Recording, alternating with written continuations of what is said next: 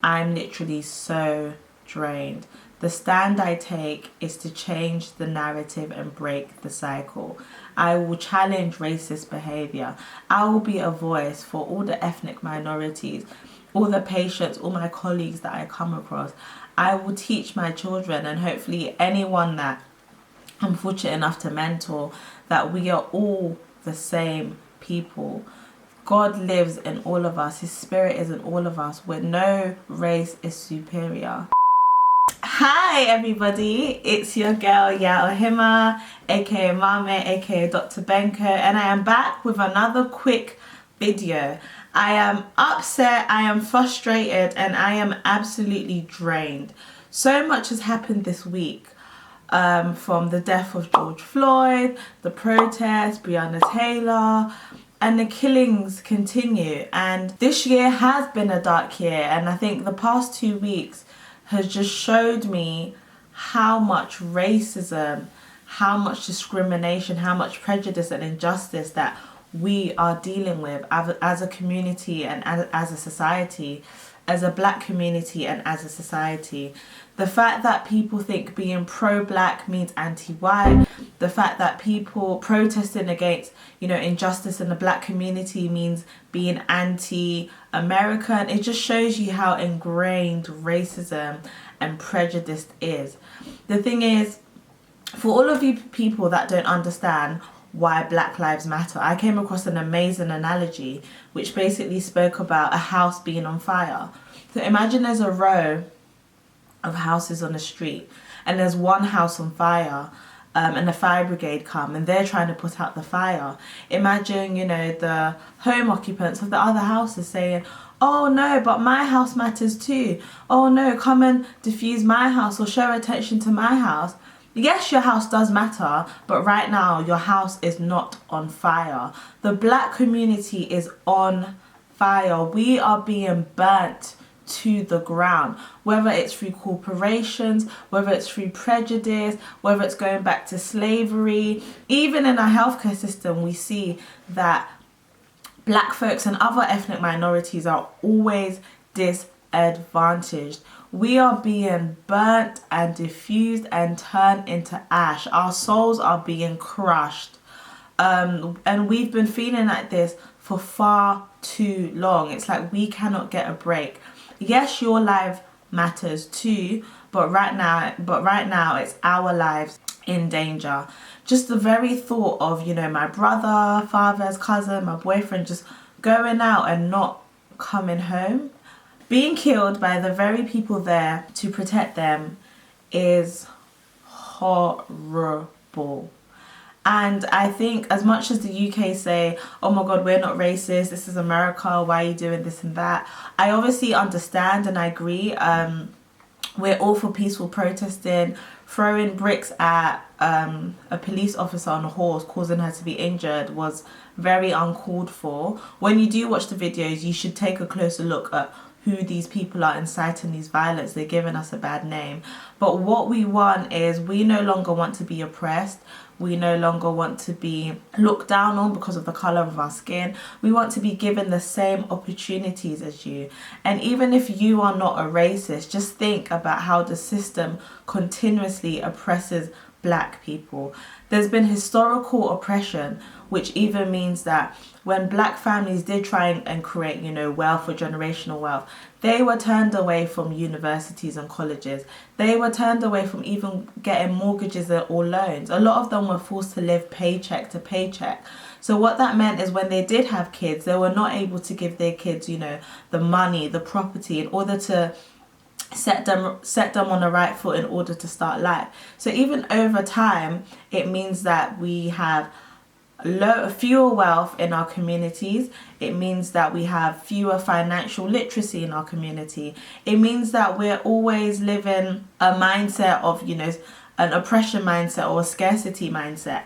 And that's the reason why, even though you're just like, oh, but black people have the same opportunities as us, we do not. Yes, we go to the same schools, but black families, a lot of them, they live paycheck to paycheck. So if your child is struggling, they may not be able to afford a tutor. They may have to pick between having food on the table and having a tutor. These are the, you know, this is the continuous cycle we face.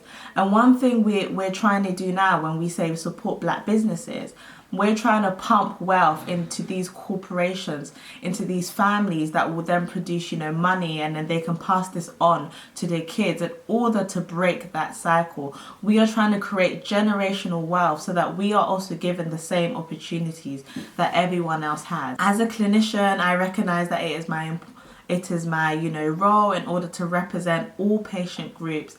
It breaks my heart that, you know, black women are 3 times more likely to die from childbirth.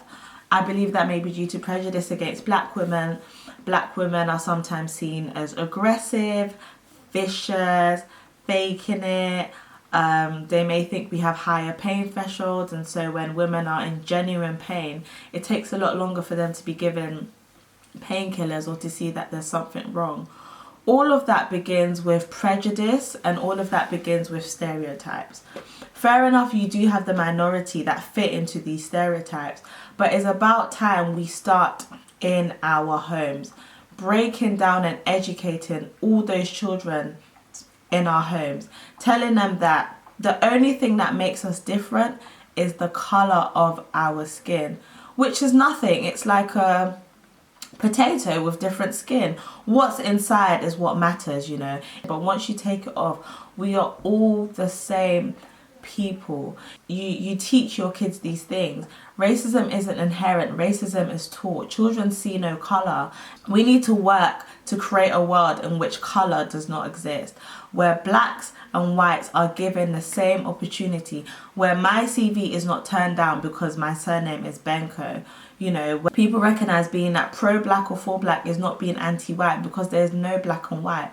We are a human race, and the only fight we should be fighting against is injustice, is poverty, is sickness, is racism. We should be united because there is power in numbers. We as a society, we need to unlearn all the prejudice that exists in our society, and this starts in your home. This starts with challenging the stereotypes your parents have. It starts with challenging the stereotypes and the prejudice you have. It starts with educating your kids. And it starts with building generational wealth. We need to use this wealth in order to invest back into our communities. We need to use this wealth in order to create, you know, generational wealth for our family. Let us equip ourselves with knowledge about our history and our past. Slavery is not black history. Slavery interrupted black history. Black people were an amazing civilization, or the blacks or the Africans, even before slavery existed. Let us learn about financial literacy, whether it's stocks, whether it's trading. Let us read books. Let us all get into property. Let us be the change we want to see. And I'm so happy that all these conversations have started. Just let it not end this month. Let it not end this week. Let it not end with a hashtag or a retweet from these corporations. Always have these conversations. Always challenge any prejudice. And yeah, hopefully things get better. If you do your research, you will know that we had a black Wall Street. We had restaurants, we had banks. We were trying to build these things, and it unfortunately got burnt down. But don't let the black Wall Street remain in its ashes. Let us pick it up and rebuild it. We have people that are into technology. We have people that are into banking. We have people in the healthcare system. Let us come together and create such an amazing and supportive community. Let us find a way in order to work together. You know, let us have these conversations. Let us pump money into our communities, into our businesses, bring in awareness. There's just so much injustice in the world, and it honestly just breaks my heart. But yeah, thank you guys for watching my video. I know it's a bit of a raw and unorganized video, but I just thought I would speak from the heart and let you guys know. Bye.